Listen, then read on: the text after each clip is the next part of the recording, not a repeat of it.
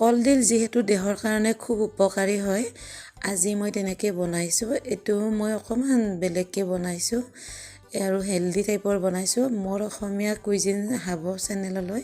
আপোনালোক সকলোকে স্বাগতম জনাইছোঁ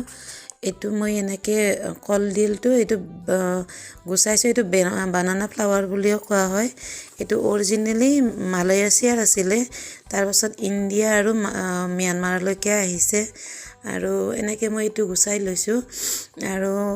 কলডিলটো বহুত উপকাৰী হয় কলডিলটো আমাৰ যেটো মেনষ্ট্ৰুৱেল ব্লিডিং হয় এটো ৰিডিউস কৰে মানে যিবিলাকৰ বেছি ব্লিডিং হয় এটো কাৰণে উপকাৰী হয় ইহঁতৰ কাৰণে ডায়াবেটিস মানুহৰ কাৰণেও ভাল হয় এনিমিয়া যিবিলাকৰ আছে এইবিলাকে খালেও ভাল হয় লো প্ৰেছাৰ থকা মানুহবিলাকৰ কাৰণেও খুব ভাল হয় এটো আৰু এটো কটা ঘা বিলাকতো ভাল হয় ইয়াতে মই মিঠা তেল দিছোঁ ইয়াতে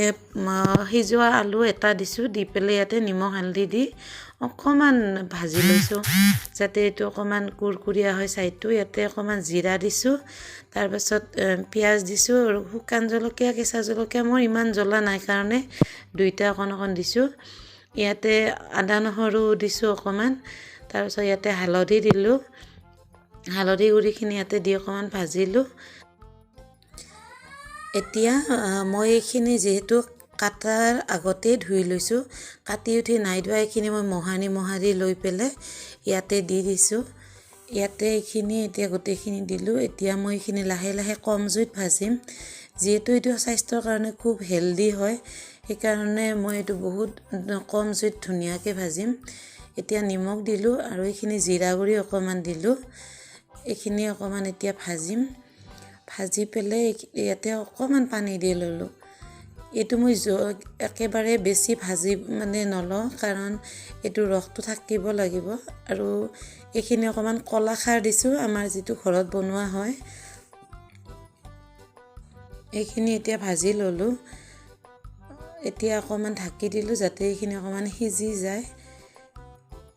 অকমান ঢাকিলোঁ এতিয়া হৈ গ'ল এইখিনি এতিয়া অকমান ভাজি লম ভাজি লৈ পেলে ইয়াতে অকমান মই বইল কৰি লোৱা মুগ দালি দি দিছোঁ মানে এটো বস্তুটো অকমান লগ লাগা টাইপৰ হ'ব আৰু লৰা ছোৱালী বিলাকে খায়ও ভাল পায় এনেকৈ দিলে আৰু এইখিনি ভাজি লোৱা আলুখিনি ইয়াতে এনেকৈ এতিয়া দি দিলোঁ এইখিনি এতিয়া ধুনীয়াকৈ মই অকমান কম জুইত লাহে লাহে ভাজিম একদম শুকাই নেপেলাও এইখিনি লাহে লাহে ভাজিম এতিয়া এইখিনি অকমান গৰম মছলা দি দিছোঁ অকমান খাই সোৱাদটো ভাল লাগে গৰম মছলা দিলে এইখিনি ধুনীয়াকৈ এনেকৈ দি দিছোঁ